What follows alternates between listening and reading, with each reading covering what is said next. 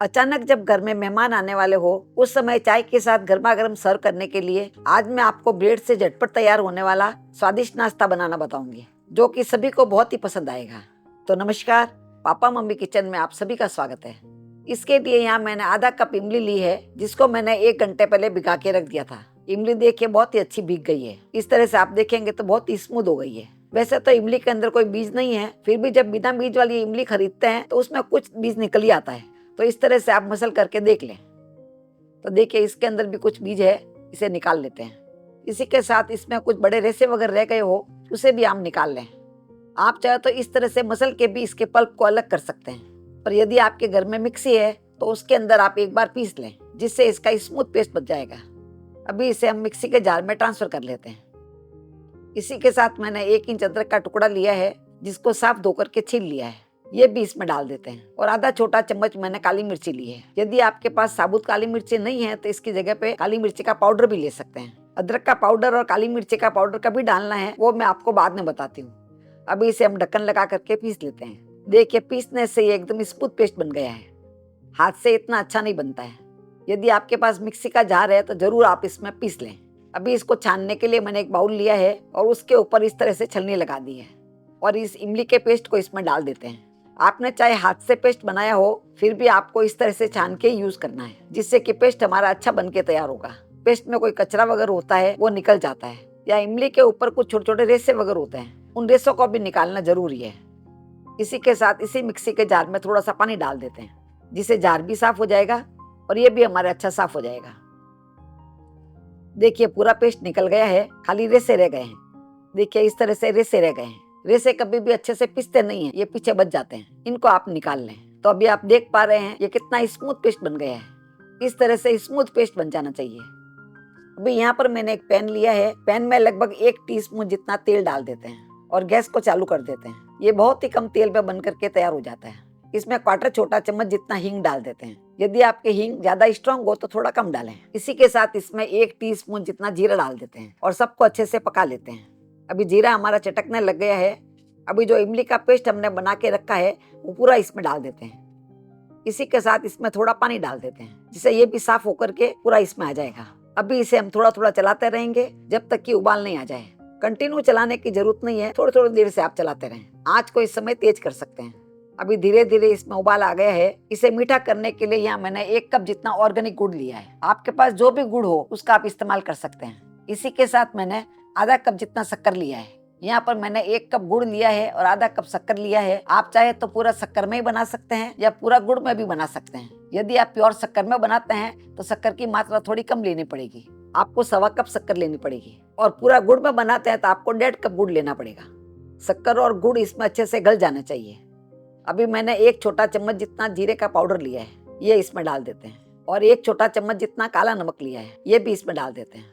और 1 छोटा चम्मच जितना ही मैंने कश्मीरी लाल मिर्ची ली है, ये भी इसमें डाल देते हैं। यदि आपने उस समय अदरक और काली मिर्ची को साथ में नहीं पीसा हो तो इस समय आप इसमें अदरक और काली मिर्ची का पाउडर डाल सकते हैं। आंच को इस समय हम थोड़ा सा धीरे कर लेंगे और 1 छोटा चम्मच जितना सादा नमक डाल देते हैं। आप चाहे तो इसकी जगह पे सेंधा नमक भी डाल सकते हैं। यदि आप सेंधा नमक डाल के बनाएंगे तो उपवास वगैरह करते हैं तो उस समय भी आप इसका इस्तेमाल कर सकते हैं। अभी शक्कर और गुड़ इसमें अच्छे से मिक्स हो गए हैं। इस तरह से तैयार हो जाता है तो उसके बाद में हमें 2 मिनट तक और पकाना है, ज्यादा नहीं पकाना है। थोड़ी देर में धीरे धीरे ये गाढ़ा हो जाता है। इस तरह से नाश्ते के साथ खाने के लिए हमारे खट्टी मीठी चटनी बनके तैयार हो गई है। इमली की चटनी आप इस रेशियो में बना करके तैयार करेंगे तो आपके घर में चाहे आप कोई भी नाश्ता बनाएं, चाहे समोसे हो, पकौड़े हो, चाट हो या कोई भी नाश्ता हो, उसके साथ में सर्व करेंगे जो खाने के स्वाद को कई गुना बढ़ा देता है। क्योंकि इस चटनी को बनाते समय सही रेशियो रखना बहुत जरूरी है। इस तरह की चटनी बना करके ठंडा करके आप फ्रिज में रख देंगे तो महीने 1.5 महीने भी खराब नहीं होती है। इस चटनी का सबसे बड़ा फायदा यही है। अभी इसे पकते हुए लगभग 2 मिनट हो गए हैं तो लास्ट में इसमें खरबूजे के बीज डाल देते हैं। ये हलवाई वगैरह बनाते हैं तो उस समय ये डाल के बनाते हैं। स्वाद में तो कोई तरह का फर्क नहीं पड़ता है, पर चटनी दिखने में बहुत सुंदर लगने लग जाती है। तो ये आपके पास हो तो आप इसे जरूर डालें। अभी हम गैस को बंद कर देंगे। इस तरह से आप देख पा रहे हैं हमारी चटनी बहुत ही सुंदर बनके तैयार हुई है। और ठंडा होने के बाद में मैं आपको दिखाती हूँ इसकी कंसिस्टेंसी कितनी परफेक्ट आई है। तो आइए अभी हम नाश्ता बनाना शुरू करते हैं। इसके लिए यहाँ मैंने 2 बड़ी साइज के आलू लिए हैं जो वजन में लगभग 350 ग्राम है। इन आलू को मैंने कुकर में डाल करके 3 सीटी तक उबाल करके तैयार कर लिया है। ज्यादातर मैं सुबह का खाना बनाने के बाद में आलू को उबाल करके ठंडा करके फ्रिज में रख देती हूँ, जिससे कि दोपहर को कभी भी चाय के साथ नाश्ता बनाना हो उस समय आलू का इस्तेमाल कर सकते हैं। अभी इस आलू को हम छील करके तैयार कर लेंगे। दोपहर को हमें आलू उबालने की जरूरत नहीं पड़ती है, या कभी घर में गेस्ट भी आने वाले हो, आलू उबला हुआ तैयार पड़ा होता है तो नाश्ता हम जल्दी से बनाकर तैयार कर सकते हैं। इस तरह से मैंने दोनों आलू को छील लिया है। अभी इन्हें हम कद्दूकस कर लेते हैं। आप चाहे तो आलू को हाथ से मैश भी कर सकते हैं, पर कद्दूकस करने से इसका स्मूथ पेस्ट बन जाएगा। हाथ से करते हैं तो कभी कभी थोड़े लम्स रह जाते हैं। इस तरह से मैंने दोनों आलू को अच्छे से कद्दूकस कर लिया है। तो देखिए पेस्ट कितना अच्छा बन गया है और बहुत ही स्मूथ बना है। अभी इसे हम साइड में रख देंगे। और यहाँ पर मैंने 4 ब्रेड ली है। यहाँ मैंने मैदे वाली ब्रेड ली है। आप चाहते हैं इसकी जगह पे व्हीट ब्रेड या मल्टीग्रेन ब्रेड भी ले सकते हैं। ये जरूरी नहीं है कि आप फ्रेश ब्रेड ही लें। यदि आपके पास फ्रिज में 2-3 दिन पुरानी ब्रेड पड़ी हो, उसका भी इस्तेमाल कर सकते हैं। अभी यहाँ पर मैंने एक बाउल के अंदर पानी लिया है। जो 4 ब्रेड ली है, इन चारों ब्रेड को हम इस तरह से पानी में डाल देते हैं। पानी में डाल करके इसे गीला कर लेते हैं। बहुत ज्यादा गीला नहीं करना है, थोड़ा गीला करके आप इस तरह से निचोड़ करके इसका पानी निकाल लें। इसका पूरा पानी निकालना जरूरी है, जिससे ब्रेड आपकी थोड़ी सॉफ्ट हो जाएगी। थोड़ी बहुत ब्रेड तो सभी के घर में बची जाती है। उस समय लगता है कि 3-4 ब्रेड बच गई है, इसका क्या करें, तो उसका आप इस तरह से इस्तेमाल कर सकते हैं। यही नाश्ता आप चाहे तो रोटी से भी बना सकते हैं। उसकी रेसिपी मैं आपको अलग से बताऊंगी। अभी इसे भी हम जहाँ आलू रखा था उसी के साथ रख देते हैं। इसी के साथ इसमें कुछ मसाले मिक्स कर लेते हैं। तो यहाँ पर मैंने 2 हरी मिर्ची ली है, ये भी इसमें डाल देते हैं। हरी मिर्ची को आप छोटा छोटा काट के डालें। और 5-7 मैंने कड़ी पत्ता लिया है, ये भी इसमें डाल देते हैं। कड़ी पत्ता को मैंने काट लिया है। पतला पतला काट के डालेंगे तो इसका फ्लेवर बहुत अच्छा आएगा। और 1 छोटा चम्मच जितना चिली फ्लेक्स लिया है। यदि आपके पास चिली फ्लेक्स नहीं है तो इसकी जगह पे आप लाल मिर्ची भी डाल सकते हैं। और 1 छोटा चम्मच जितना अदरक लहसुन का पेस्ट लिया है। यदि आप लहसुन नहीं खाते हैं तो अदरक को कद्दूकस करके डाल सकते हैं, या अदरक का पेस्ट भी डाल सकते हैं। और 2 टेबल स्पून जितना मैंने हरा धनिया लिया है, ये भी इसमें मिक्स कर लेते हैं। तो आप देख पा रहे हैं जो भी सामान मैंने इसमें डाला है वो सब सामान आपके घर में आसानी से मिल जाएगा। और 1 छोटा चम्मच जितना इसमें हम नमक डाल देते हैं, और आधा छोटा चम्मच जितना जीरा डाल देते हैं। इस नाश्ते की खासियत यह है कि इसमें न तो आपको सोडा डालना पड़ेगा, न इनो, न बेकिंग पाउडर, कुछ भी डालने की जरूरत नहीं है। यहाँ मैं आपको याद दिला देती हूँ, आपको हमारी रेसिपी कैसी लगती है नीचे कमेंट बॉक्स में लिख करके हमें जरूर बताएं।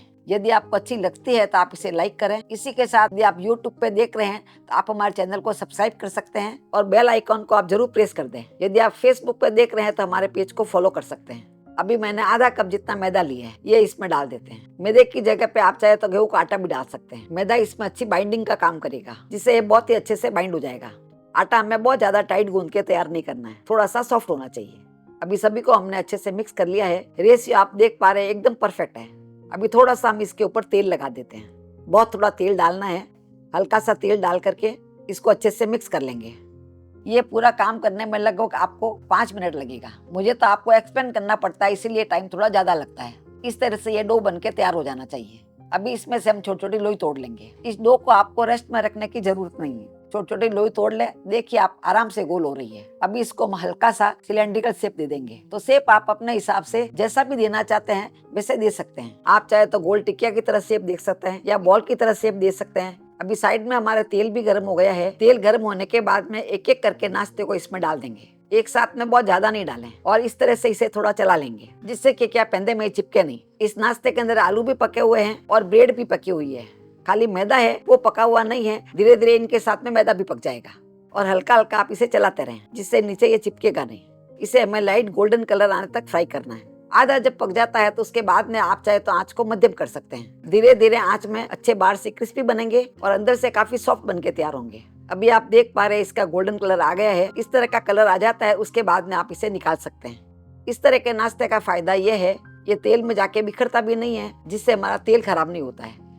आप देख पा रहे हैं नाश्ता दिखने में तो बहुत ही सुंदर लग रहा है, पर आप अपने घर में बना करके देखिएगा, खाने में भी बहुत ही क्रिस्पी और अंदर से काफी सॉफ्ट होता है। खास तौर से यदि आपके बच्चों को फ्रेंच फ्राइज वगैरह खाना पसंद है तो ये नाश्ता आपको बहुत पसंद आएगा।